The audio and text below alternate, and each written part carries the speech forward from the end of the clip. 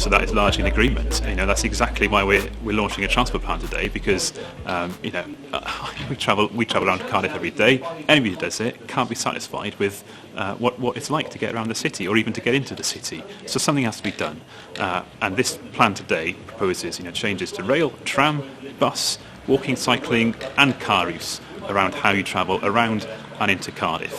What's crucial, the point there about congestion charging. Congestion charging is one of the options we'll now look at around how we fund that. It's about having an honest conversation. But what I can say categorically is there will be significant improvements and investment into public transport that will be live before any kind of charging scheme comes into effect.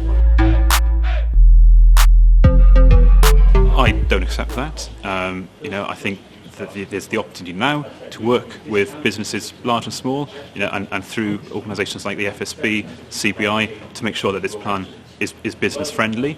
But actually, when you look at the growth of Cardiff, both in terms of population and in terms of the job creation, 20,000 new jobs created in Cardiff over the last 2 years. That's fantastic, and that's creating wealth in the city that's being spent in local businesses. Why we have to invest in transport is because we want that trend to continue, to create new jobs in Cardiff. And if we don't, then we will lose out to competitors across the UK and more broadly.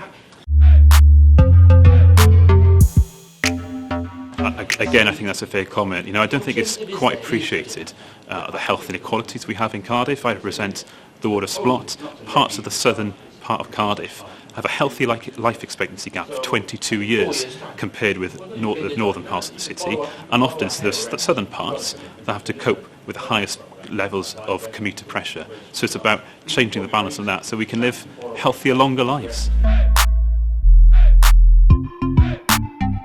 Well, I think we can all acknowledge that public transport is suboptimal, and as I said, there are the ambition in this plan is to improve that connectivity, not just within Cardiff, but also working with partners in the wider region as well.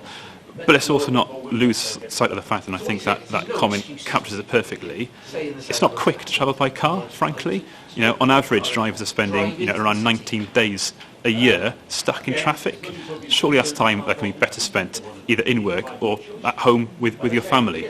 And the level of decrease in car use we would expect to see with this kind of congestion charge would allow car journeys to be made quicker as well. Yeah, I think what's important to recognise, there are 190,000 people, Cardiffians, who travel to work. Over half of them don't use their car. But when you look at the number of people driving into the city from outside, it's about 100,000 people travelling in, 80,000 of them in cars. And if we can just tweak that balance slightly and use the proceeds from such a charge to invest in public transport in Cardiff and beyond, we're doing good for the climate and for people's health.